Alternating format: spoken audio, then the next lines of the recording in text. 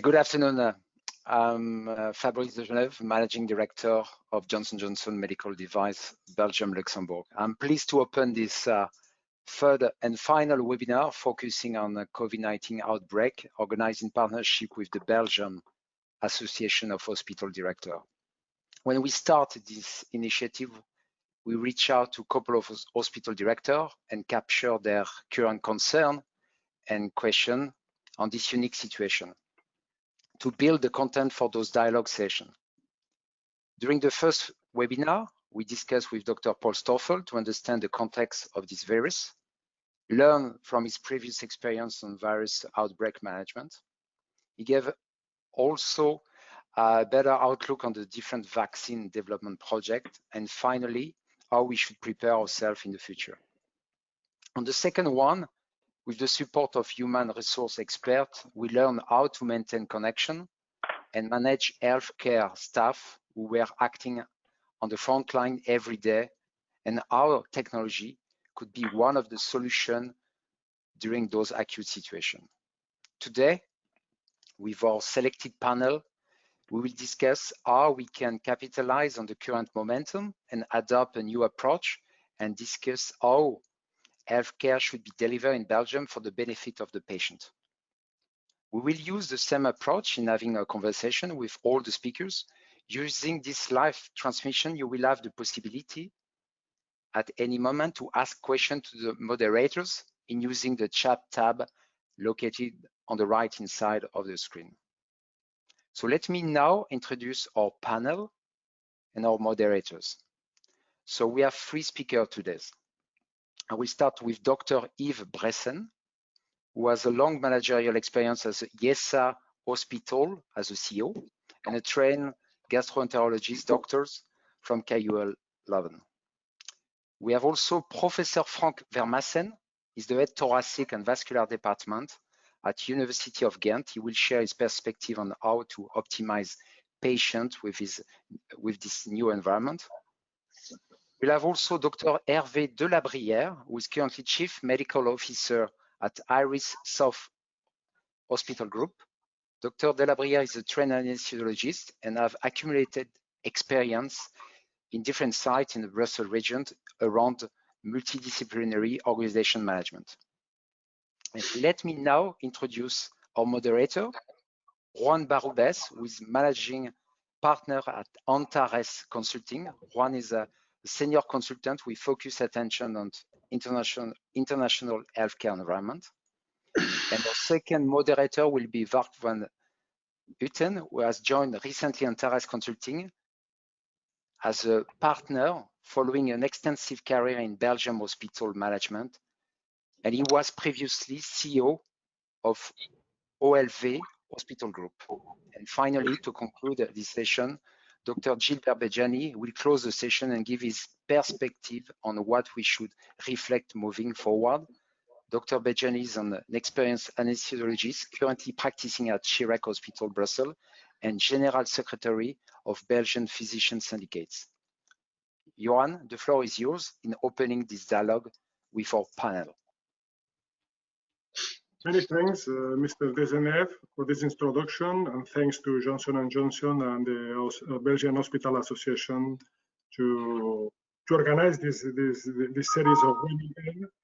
In this webinar, we will like to discuss how with 3 hospital leaders how we can use the recent experience during the COVID crisis to drive and to accelerate changes for our healthcare systems. I would like to thank, obviously, the 3 speakers that they generally accept to participate to this debate.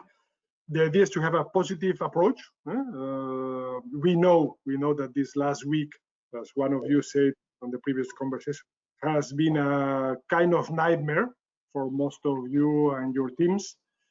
The idea today will be to discuss how we can move from a nightmare context to a to a new hope, if you can say it in some way. The topics that we will like to discuss in this debate is about the future of hospitals, how this could impact the future of hospitals, how we can, how will this crisis affect the healthcare reforms, the financial impact also, how it will affect the innovation on care delivery and value-based care, and how will affect hospital management, leadership, and also on how will affect the health professional management. So that will be the topics that we will discuss during this afternoon. And then we will move to open questions to the audience through an application, an app that you will see instructions after the debate, and that we will receive your opinion, all the attendance, and we will open the discussion. So I propose to move to the first topic. The first topic is about the future of hospitals. We, after this very important health crisis that we have faced, the question is how the hospitals will look like in the coming months. Why we will have at least two kind of patients, if we can say it like this. The COVID-19 patients will be still there. We hope that less than these last weeks, and the non-COVID patients. And that means that the need to minimize waiting times and rooms, increasing digitalization, basically how these changes will affect the hospitals in the coming weeks and also in the long term. We guess that Dr. Breinsen open the answers and then leave time for the other speakers. Yes. Good evening. Can you hear me well? Very well. Yes. Thank you. Good evening, everyone. Yes, you mentioned it already. 2 months ago, it was a hard time, and we had to switch to another hospital in a few moments. Everyone in the hospital, the nurses, the physicians, has seen the television images of Italy, and they were engaged to make a very quick switch.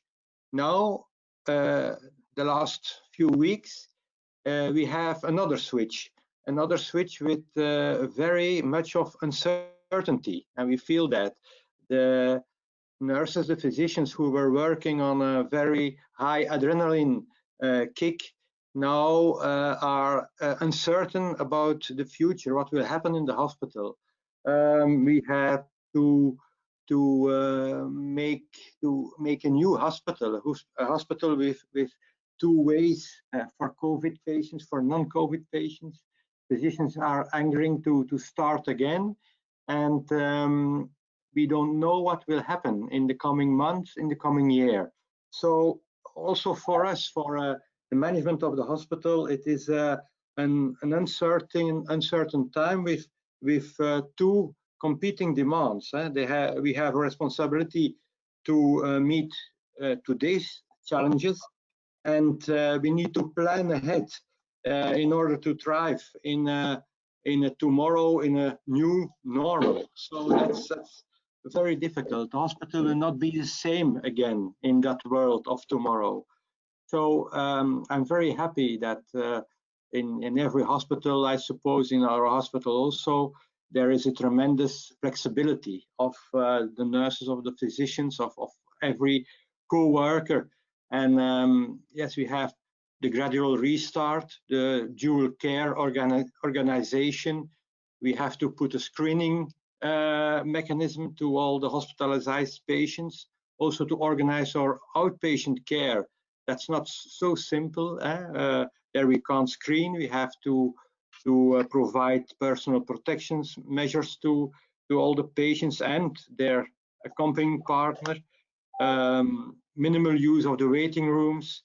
So notifications of text messages that people won't come too early to the hospital. So it is a very complex situation, but also a moment to implement some optimizations we had in our head for doing the next year, perhaps short stay, more digitalizations, a reduction of waiting time. So it is a very a very busy time now with great uncertainty. Many thanks, many thanks. We keep the idea of uncertain times, but also opportunity times to implement some changes that we have on mind during the last years. Dr. Vermassen, how do you think that the hospitals would look like in the coming months? Well, actually, well, a lot has been said already about what happens in the future. I must say that the region where my colleague Dr. Bressums is working, of course, was more affected than the Ghent region, for instance, which makes that we actually were never overcrowded. So we, of course, we had to change a lot, but well, also thanks to the fact that we were all prepared from very beginning. We never really had big problems. This withstanding, I do agree that in the future, of course, hospitals will be a bit different. And what we've learned from it is that flexibility, you already mentioned the word, will become more and more important when we have to handle, you know, what's called a second wave. I'm not sure. I hope it will not be a tsunami. I don't believe it will. Probably these will be, and hopefully these will be smaller waves when they're still coming. That we have to be able to handle these, and at the same time also provide the care to the non-COVID patients, which is needed also. We cannot afford to do the same again and let's say put almost to zero the care of the non-COVID patients, except the very urgent ones. So with regard to the organization of hospitals, I think this flexibility will indeed be very important, as we have to keep some capacity when something happens. I'm not so sure that this capacity has to be so big, but it has to be flexible. And that, of course, you know, what we see with the COVID patients that are still in the hospital now, many of these, there are not so many new cases, but there are still a lot of patients that had COVID. Well, with regard to capacity, we have to keep in mind that after a certain time, these patients are actually no longer infective, so that they will be in the hospital, but probably they can be handled like just the non-COVID patients. So, well, I'm not so pessimistic about the possibility to organize this dual care in the future. Many thanks, many thanks. And Dr. de la Drière, what's your opinion on this topic? Yes, good evening to everyone. But everything is already said. In fact, it's easy to speak in the third position. You speak about a nightmare. I prefer to speak about a new life. The hospital will be an attempt to live with a virus. In fact, it will be an organization with schizophrenic. Certainly, a deal with the fear of the patient and of the healthcare worker. A deal with the marketing, because it's a really big thing that we have to think that which hospital do the best, and for our image it's really important. But with that, it's an attempt to deal too with the day by day. In fact, as my colleague said, everything is really uncertain except an inefficient organization, an expensive organization, and with poor rentability. Then for the future, I prefer to speak new life with the agility that we had a few weeks before, with flexibility and certainly with wisdom, and be confident that we will find a solution step by step. But we don't have already a program to know where we are in 6 months or in 1 year. It will be completely different. I hope we will be out by the digitalization and so on. But it was only small steps, you know. It was only an adaptation. No, we have to go further with something art and something constructive. But in the next month, it will be uncertain, and we have to be adapted, and we have to be flexible for the rest. I don't have other consideration for that. Very interesting. I think it's a very good point. This adapting context and flexibility and agility. I would like to go to move to the next topic. One of the questions that we had in mind is how this crisis will affect the healthcare reforms that we face in Belgium, and especially one thing that has been important during the crisis, the healthcare networks. How will be affected by this recent experience? We will accelerate the healthcare networks. We will reshape, more focus on medical cooperations or more joint programs within the network. For this question, we will do it on the other side. We will start with Dr. Delabriere to answer the question. Then at first step, I'm really severe with at first step, because we have to dream that the first step of the network, the dreams of Mrs. De Block, it was less emergency room, less intensive care units, and more bed for the chronic disease. Fortunately, we were not so far. I think, no, we have to know which healthcare system that we want, or an insurance system, and we have to consider these kinds of events, or a pure medical economic system. And I think we have to know that to find a good balance between the two. But I think before to speak about networks, I have to say the first steps I am waiting, and I think we are waiting more coherence for the authorities. I think it's the first step before to speak about the networks between the hospitals. This crisis shows the inefficiency of our several authorities, healthcare authorities, I mean public. And before to go further, before to speak about the networks between the hospitals, I think we have to wait something coherent, something where everybody speaks the same language with the same weighting. And after that, we can go further. Which kind of healthcare that we need, which kind of healthcare that we want, and which kind of side effect that give. But first step, coherence into authorities before. Thank you very much. Thank you very much. And Dr. Vermassen, how do you think it will affect this crisis with the healthcare reforms? I'm not so sure it will affect profoundly the healthcare reforms with regard to the networking. What it does is to make clear that indeed hospitals have to speak to each other, and they have to help each other when needed. It has become clear that also some we have to speak to each other in order to have the same guidelines, for instance, with regard to certain topics. And that's important. You know, the healthcare reforms regarding to networks, don't forget that the purpose was to create local regional networks, and therefore it will also be important to make this link to the first line, and that also becomes it was obvious that this is important to work together with the general practitioners. And also, for instance, with the elderly care institutions, I think this crisis made clear that some connection between these elderly care institutions and hospitals will be one of the issues that has to be solved in the future. Thank you very much. Dr. Brensen?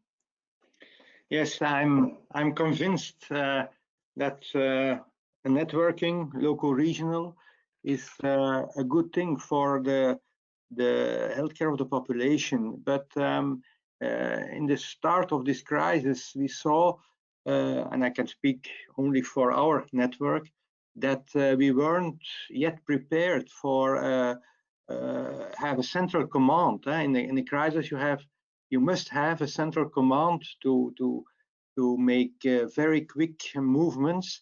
And that wasn't yet installed. So every hospital started his own organization, but we, like already said, we were a region that was very high virulent, with many patients in a quick time. So there was very soon in our network, and then with the networks in the environment, every day.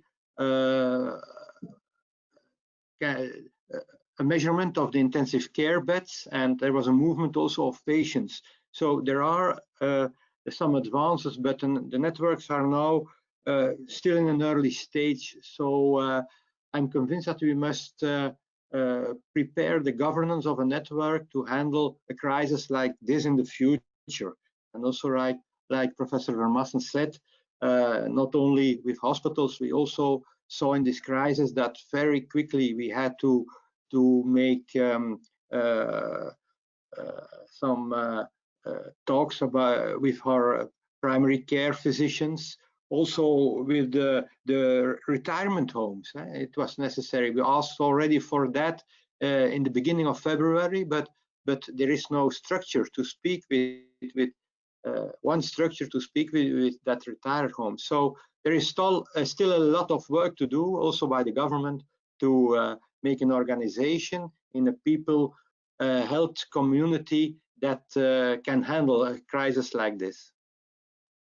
Many thanks. After listening both you three, maybe we can highlight some elements that you said.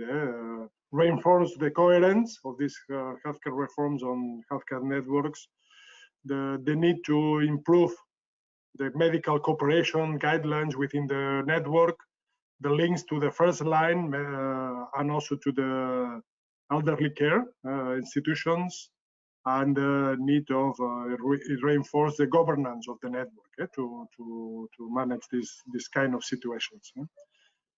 If we move to the next topic that we would like to address, it's another important topic is the financial impact of this crisis. It has been very important. Less activity for non-COVID patients, extra cost for caring patients, extra cost for security, impact on doctors' remuneration. It's the end of fee-for-service. Do we need more integration between hospital and doctor payment systems?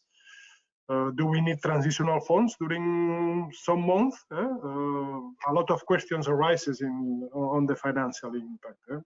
In this case, I will let Dr. Vermassen to start the answers. Well, working in a university hospital, we have the advantage of not being paid for service, and I think this model actually showed its possible advantages in this crisis, of course, for many reasons. First of all, there are no problems with the payments of the medical doctors. That's one, and this also makes that there's no internal concurrence, and this means that everybody was always prepared to help each other, because it doesn't matter whether you work for yourself or whether you work for somebody else. So that model in a crisis like this has some advantages. I don't want to advocate or to change the whole health payment system, but I think this crisis made clear that also in this model there are some advantages, and yeah, maybe we should consider to go more to this, let's say, not a payment for not a fee for doing something, but yeah, just for to be paid in general with wages. Great. But that's a difficult topic. Yeah, for sure. Dr. Brayson, yes. Your opinion on the financial impact? Yes, we are a hospital with fee for service and independent physicians. So we see that the payment system like this is indeed not adapted to such a crisis. There is virtually no activity on the non-COVID front for about 6 weeks, 2 months. So the payment of the physician, a lot of physicians was probably 1/3, 1/5 of a normal time. So what we see now of that an integration between the doctors and the hospital payment system is necessary. It's more necessary in the future. We need to be on the same target to the future, also the same financial targets. We have to discuss that with our physicians. What will we, for what we will go the next year, the next 2 years, and what will be the financial target, so that co-governance of physicians and hospitals is very necessary to handle a crisis like this and to have a system. And when you can think that fee-for-service is not the best way of remuneration, so probably there are some other lump sum with the part fee for services that will be probably better to handle some crisis like this. So we have to think about the future of our financial system. For sure. And probably one of the effects is that all these payment systems were based in a context of activity stability, no fluctuations, which is not the case today. Predictable, yeah. Stable and predictable. Yes. Dr. De La Riere, what do you think would be the financial impact, the need of transitional funds during this period, how to manage this situation? I am in the same case than Dr. Bresen. The doctor in my hospital are independent, but I am more prudent. I think we are in a special phase, and the crisis can be or the reason to change and deep change or not. And I think that maybe it's not the right time to consider that the life of tomorrow will be the same life than now. I prefer to think that the hospital is like a manufacturer. I prefer to think that we need to be performant, we need to develop by ourselves, and we need support at this time. That's my point, that for this time we need support, but for tomorrow, I think we need to be performant, we need to develop, that we need some freedom to do it. If we want to have a return on investment, we need an investment, and I fear that we need no, but we don't have to go too fast. So think that another system, completely other system, can be the solution for now or for the future. As I said, we don't know yet the future.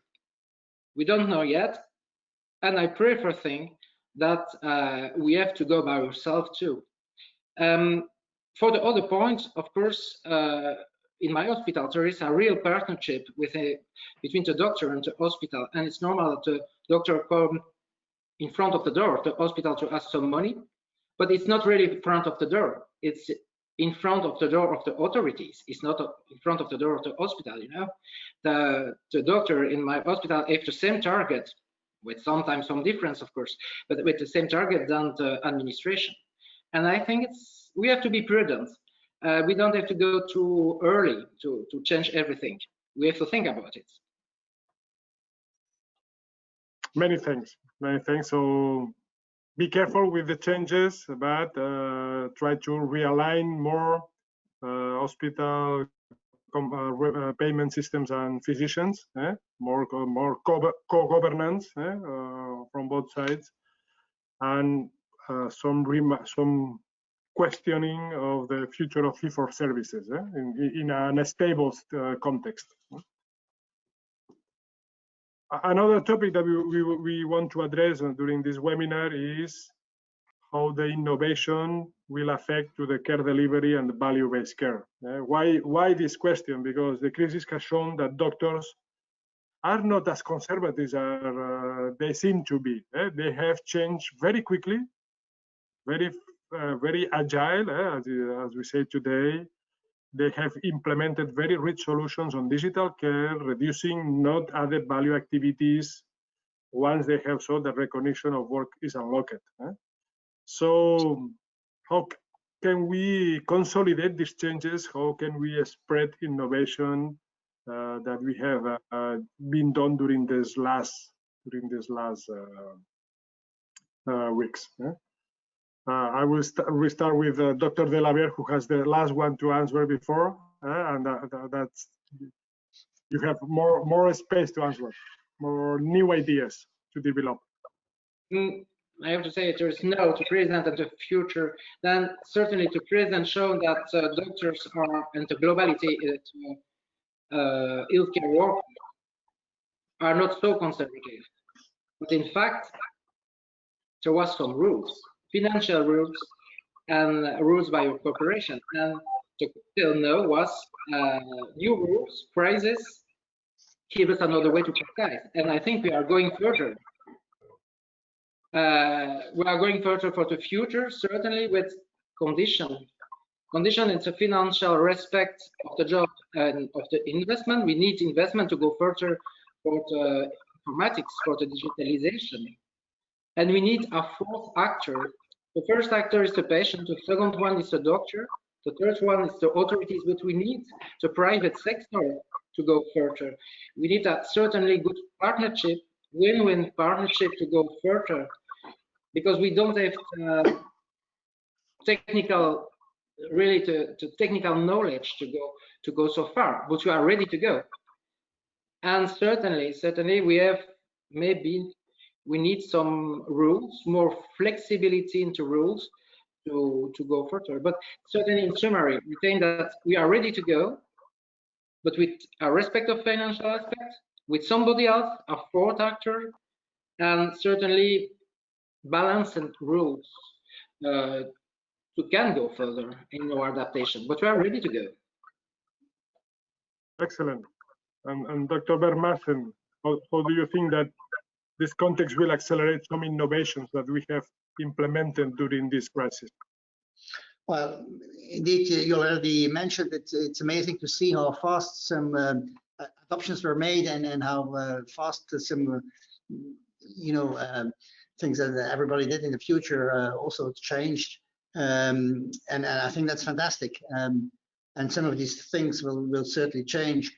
Digitalization, for instance, these webinars, Zoom conferences, some of these will certainly stay present also in the future. And with regard to the relationship patient also, I think the video consultations or the teleconsultations is something that we have to keep to a certain extent, because it can really have an added value for some people. And these are some of the changes that certainly will be important in the future too. So we have to really try to keep them for better healthcare in the future. Not to move back to the previous situation, to consolidate. No. We have to keep what's good. We have to leave what was not good, but certainly to keep what was good. Great, thank you. And Dr. Bresen, how do you see this topic? Yes, we also saw that our doctors has shown to be very open to innovation and change, both during the peak of the crisis and also in the preparation of our relance plan for going ahead now the next months. And there are some concrete examples like education of physicians, of nurses to do other things in a short time. Also the teleconsult with the patients. I hope, and I know already that it will stay in some disciplines like oncology to do short checkups of the patients by the physician by teleconsult. So also looking for other ways of hospitalization of the patients.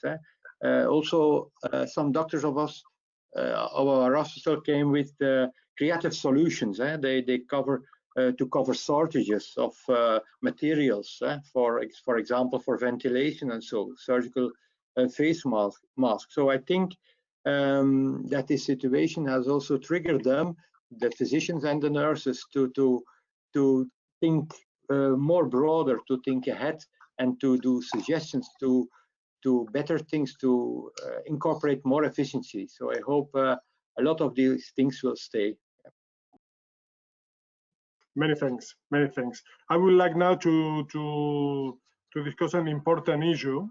Is based on your experience, and the next topic is about how hospital management and leadership has changed during this crisis.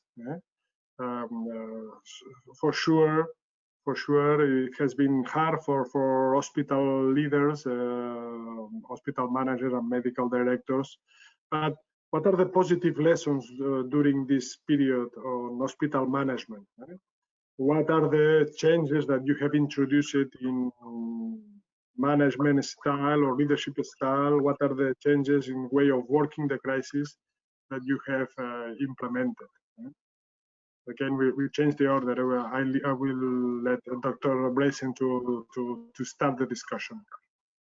Yes, first of all, in the beginning of the crisis, the leadership, the hospital management had to move very quickly. So it was surprising to see what kind of leadership there were in some people to take things up and to make it happen, to have motivated people around them and to make things happen. So these people we must also take with us the next months, the next years in very positions of our management of the hospital.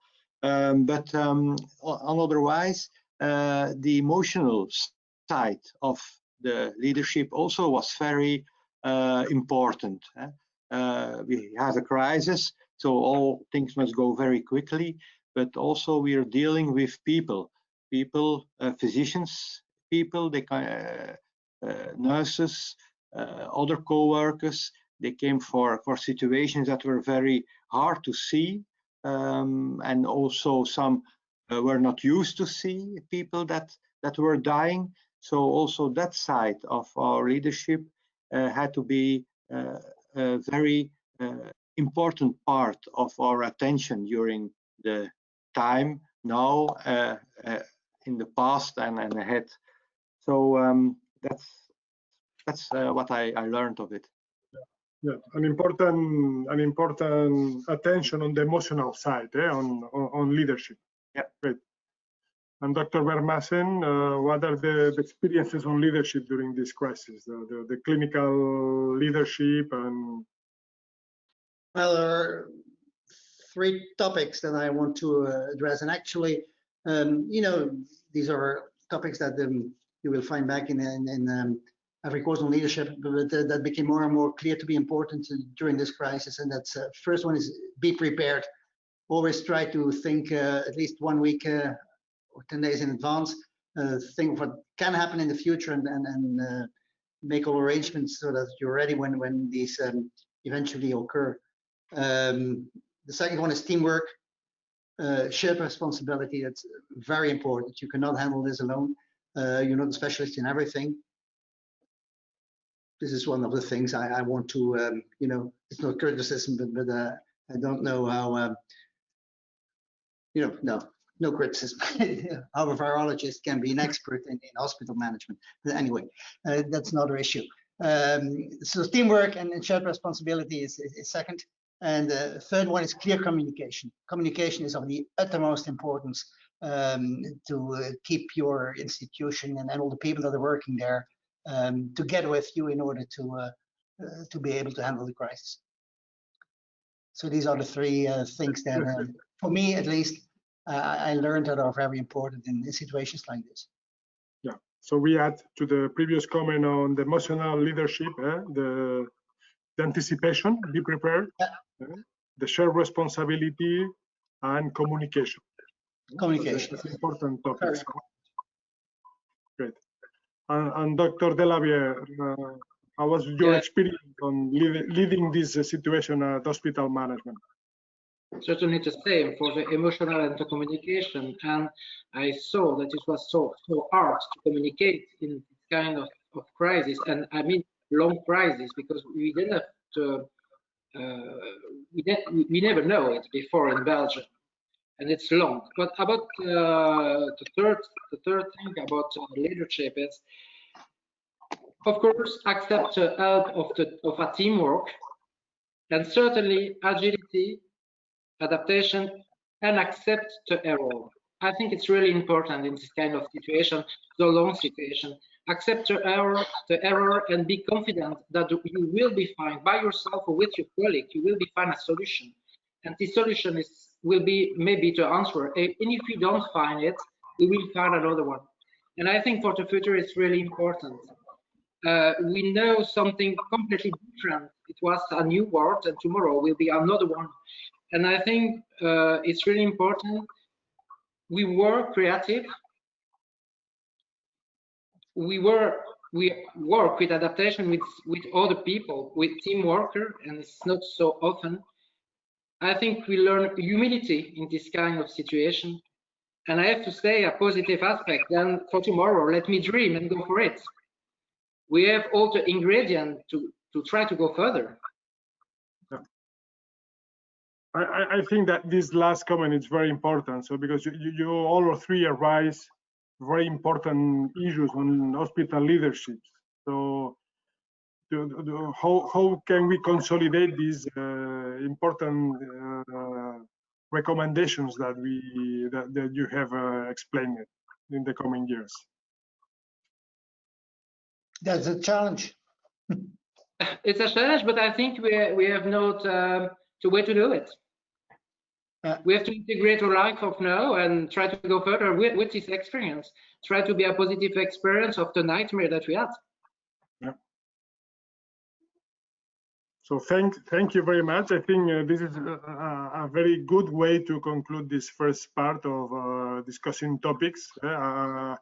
We prepare also other topics, but as time moves forward, we will plan now to open some questions, an interactive way of discussion with the audience,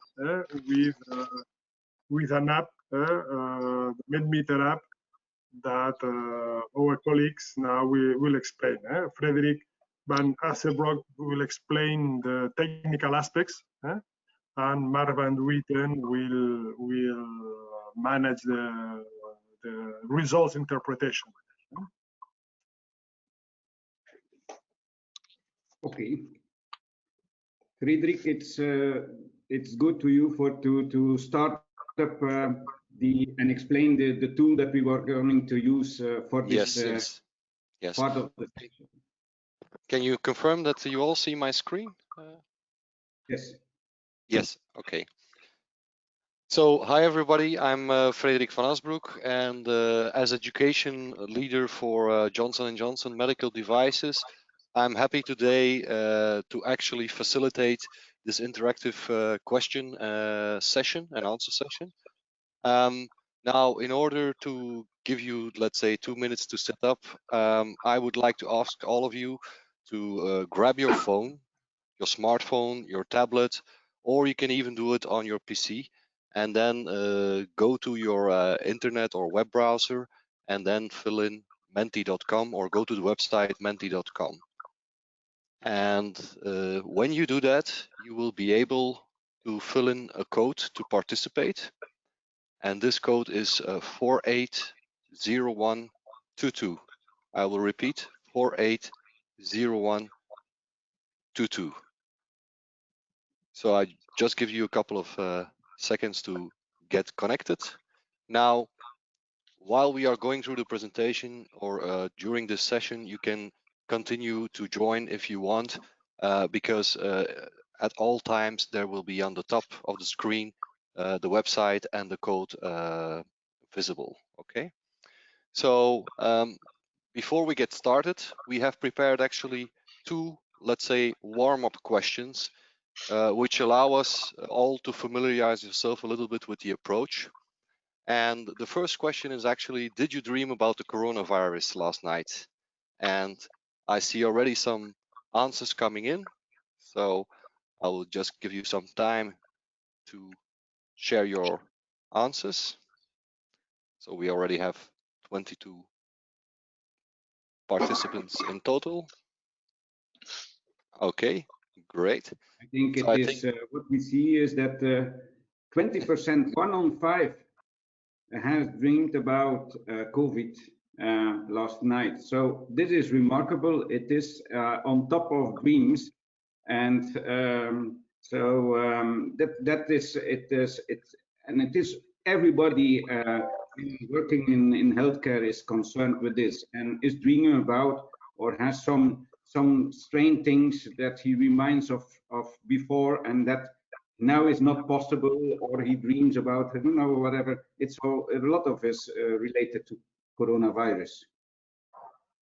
Interesting. Yeah, Thank you, Mark. So we can go now to the second question. Normally, if you have answered, it will automatically continue to the second question. If not, you can always tap on next question. Today, with which word or words or feeling would you describe the COVID-19 crisis? So you can answer anything you want. Please be aware that any answer you give is, of course, registered anonymously. So in terms of privacy. So we see a lot of different questions popping up.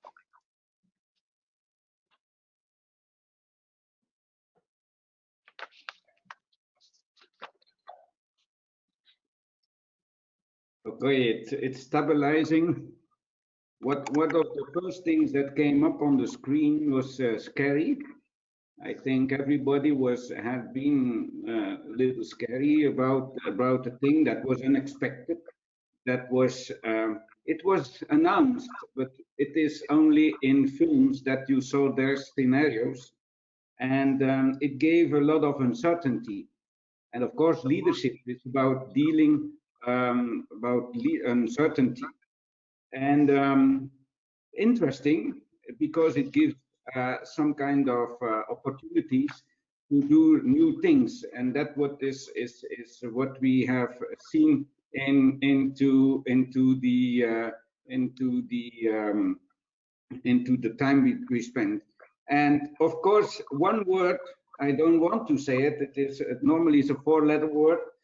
A lot of people will have said that, but they don't dare to write it down, because I was used to do this. Everything. How will we deal with it? I think a lot of big words will have been used during dealing with the crisis. And what I saw in the beginning was also, why did we react enough, or did we overreacted on it? When you were seeing the situations in Italy, it was certainly the COVID. It gives an enormous stress on intensive care beds, and we had to react to contain the virus. Of course, it was regionally differently spread into the country. Of course, I think this was the things we see here in the word cloud. Thank you very much. Then we go over to our third question. Could you list your main priorities priority in the upcoming months?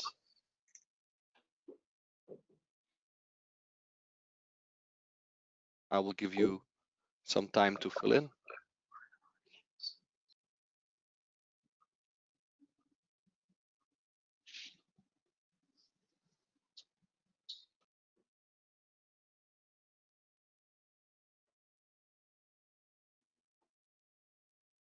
I see the answers coming in. Thank you.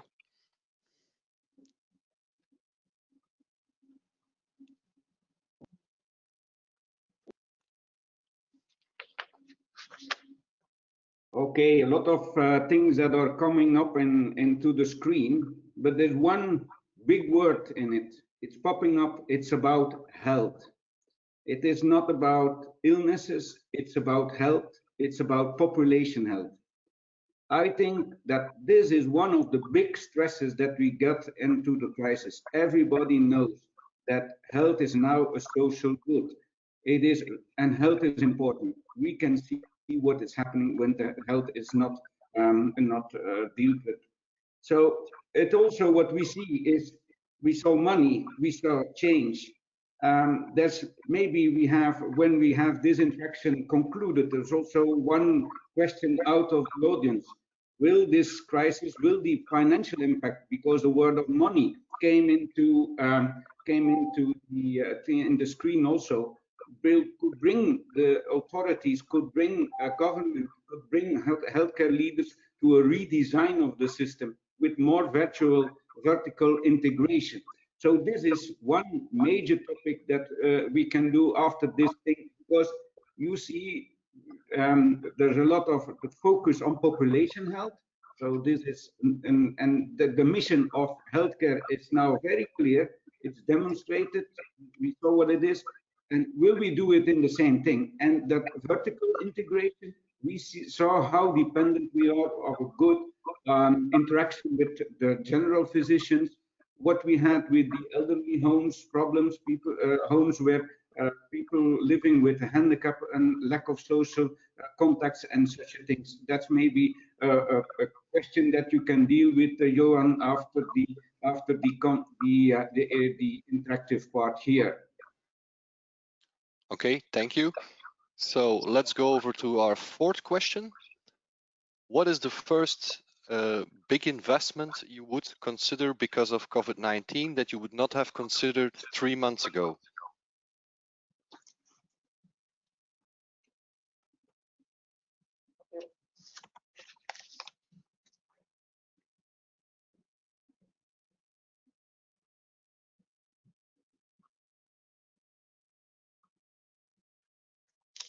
We see reactions coming in.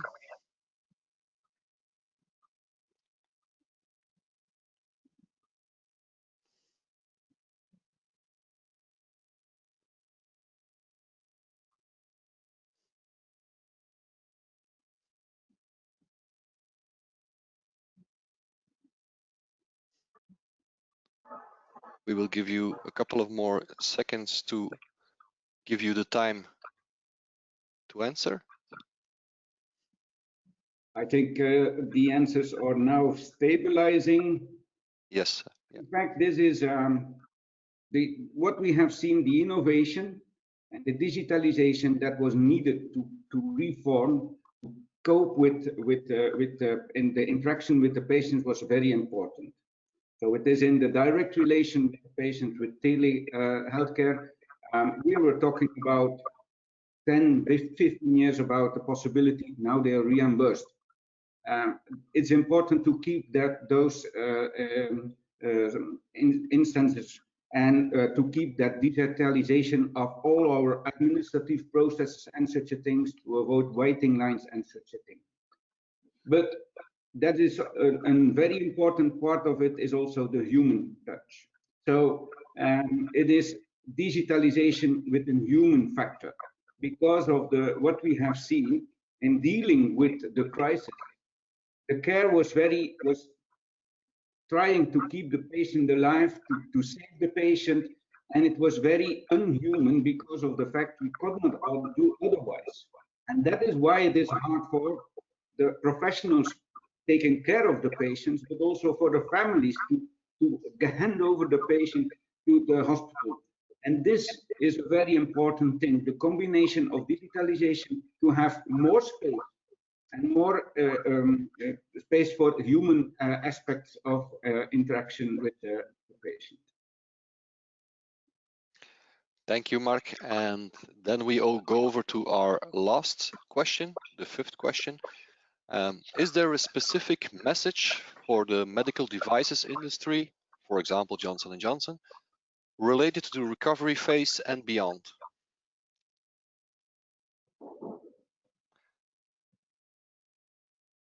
Again, we will give you some time to reflect and to type in your feedback.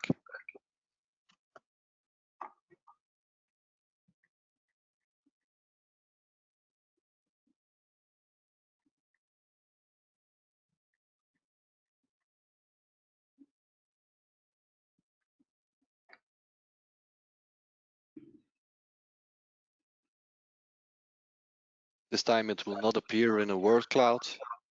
It will just populate the screen and start scrolling so all answers become visible.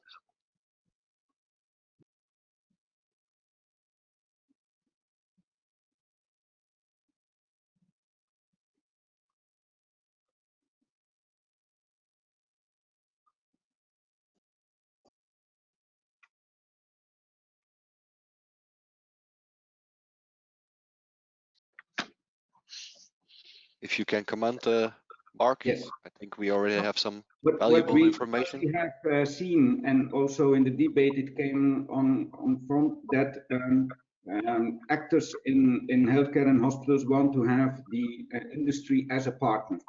That's a very important thing to see. And because they are partnering in getting also in dealing with crises, but also to have partners into supporting the core business of the hospitals. There was a concern about supply chain security and assessment. And there's one thing that is new here on is a production in Europe. That's sometimes we will need the industry to think about how to partner and to see how the dependency on the global market, because we have seen during the crisis there were some concerns in it. We saw also an aspect of transparency, partnership, support, training, data sharing, partner in digitalization. I think there's a lot of interaction. There's a lot of, it's a very interesting question. There's a lot of opportunities to take up by medtech industry in general, and especially for here Johnson & Johnson, for instance. There's a lot of opportunities to deal with, and there really is a need. As you can see, it does not stop the list in this on this question. Okay, thank you everybody for participating and for the feedback provided. So I will hand over now. Yeah. Okay, I will hand over to Johan. That question about the vertical integration in care, maybe this is a thing that we can discuss along with their impressions on the questions here. Excellent, Mark and Frederick. We are closing to the end of the webinar. It was very interesting. These also open questions, which are very complementary to the comments that you made, all the three speakers, and I will really acknowledge your participation, the rich contributions. I took some time to review the comments that we received through the platforms that are in line with the discussions. Some comments reinforcing the idea of strengthening the healthcare network with primary care and also elderly care that we already discussed during this panel, and also the need to reinforce the digital strategy. So some comments that we received from the participants on this webinar that are aligned with the discussions that we had. As we are at the end of the webinar, I would like to let Dr. Gilbert Bejani from the Belgian Association of Hospital Directors to close this webinar in the name of the Hospital Association.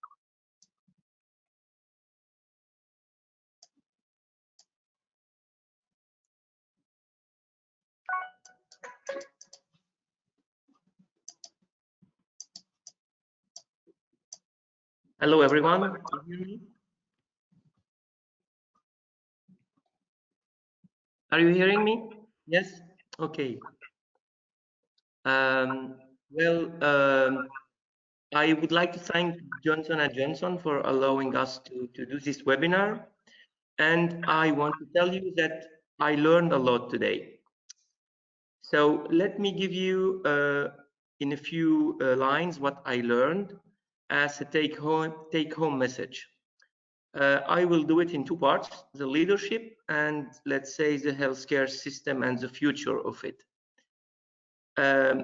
You know, usually we speak about a good leader in an old fashion is a good manager. That was the CEO, let's say 1.0.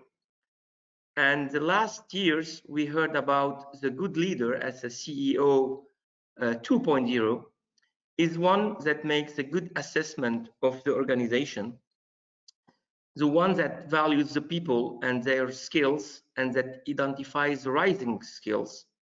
And I heard that too today. And it's also one that combines strategic skills, innovating skills, business skills, and relational skills. And what happened, let's say, in the last decade is it was about the leader 3.0, which is one that delivers all of what I've said and who dreams, who can keep discovery onward. And that is what I heard today from all the speakers who really mentioned all these new items in their leadership capabilities. I gonna just give you some reminders of what I heard. I heard people that adapt, and that is really that is something really new about leadership. It's people who, as Eve said, keep the people who make it happen. So it is identifying the rising leaders of tomorrow and keeping them in the organization. I heard also two speakers who mentioned the emotional capabilities of the new leadership. And that is really important because we had to deal with a lot of stress and a lot of deaths also. And the last maybe important word in leadership was communication. Communication is fundamental in the organization, and we also discussed that in the last webinar, how to do it, how to make it efficient in the organization. And at last, Dr. Deladriere spoke about the creativity we had, and I began by saying that the leader 3.0 is someone who dreams and who can innovate and be really creative, and that's also what I heard. So I'm really happy that our leaders of today are really 3.0 leaders. As for the system for the future, I heard a lot about the capacities of adaptability and reacting to uncertainty. This is something fundamental because it was also here before the COVID crisis. We live in a world where where the future is not certain. It's not. It's something that organizations today have to deal with, and the COVID crisis was the best example and challenge of uncertainty. I also have to mention the crisis as opportunity to change. And as you know, resistance to change is of major concern in organizations. And I'm really happy to observe that a lot of things were possible, and we could, like the implementation of telemedicine, it was debated for 2 years, and then it happened in 2 months, in 2 weeks. So a crisis could really be an opportunity to change and an opportunity to go through the resistance that we usually face. I also heard the need of freedom in action. And that is also something that our system have to deal with. It is a request from the leaders in the healthcare system. They really need some less regulation and more freedom. And I also heard the word partnership. You know, partnership is what I learned last year in SEAD. A partnership is fundamental in creating added value and in proposing innovation. And at last, cooperation and co-governance in a way where it is also sharing the responsibility and sharing the benefits. And I'm really happy that we could go further in finding a way where the fee for service system is not anymore the only way of working and the only way that we worked with in Belgium for the last 50 years. And before giving the word to Monsieur de Genève, who would like to conclude, I would like to say that leaders of tomorrow will be adaptive, and I am happy that our speakers today prove themselves as leaders of today and leaders of tomorrow. And I would like to thank the three of them for what they have shared with us. Thank you. Thank you very much. Thank you very much, Dr. Bejani. I think I'm super pleased about this discussion. We know this exercise is not easy, but I thought the flow was great. And as always, we can learn so much from each other. There was so many things shared today. So I'm so grateful from the Belgium Association of CEO.